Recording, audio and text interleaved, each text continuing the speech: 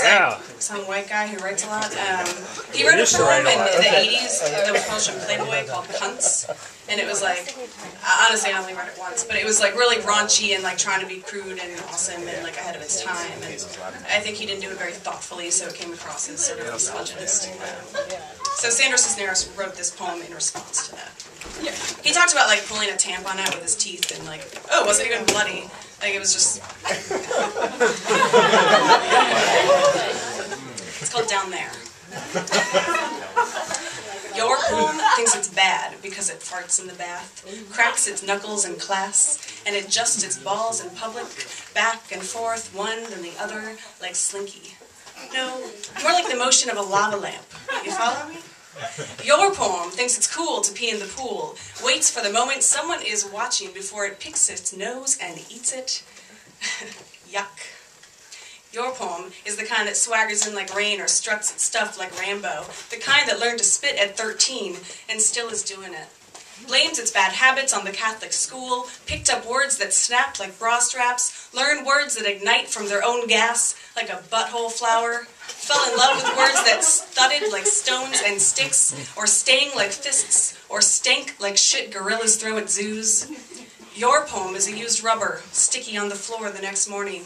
The black elephant skin of testicles, hairy as kiwi fruit, and silly. Your poem never washes its hands after using the can. Stands around wadding toilet paper into wet balls it can toss up to the ceiling just to watch them stick. Yuck.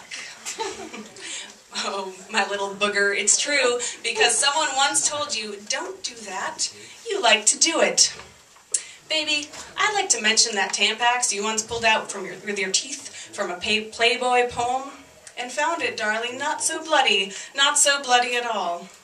Hardly blood, cousin, except for an unfortunate association of color that makes you want to swoon. I'd like to talk at length about my menstruation, or my period, or the rag, as you so lovingly put it. All right, then.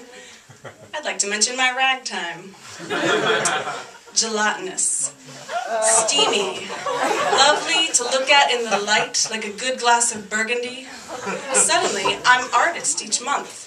The star inside this like a ruby, fascinating bits of sticky I don't know what stuff, the afterbirth without the birth, the gobs of a strawberry jam, membrane stretchy like saliva in your hand. It's important that you feel its slickness, understand the texture isn't bloody at all, that you don't gush between the legs. Rather, it unravels itself like string from some deep, deep center, like a Russian subatomic submarine, or rather, like a mad Karlov cackling behind beakers and looping spirals. You still with me? I know, darling, I'm indulging, but please indulge me. I find the subject charming. In fact, I'd like to dip my fingers or a swab of Tampax into my inkwell and write a poem across the wall, a poem of womanhood. Now, wouldn't that be something? Words writ in blood. But no, not blood at all, I told you. If blood is thicker than water, then menstruation is thicker than brotherhood. And the way it metamorphosizes, dazzles, changing daily like starlight, from the first transparent drop of light to the fifth day chocolate paste.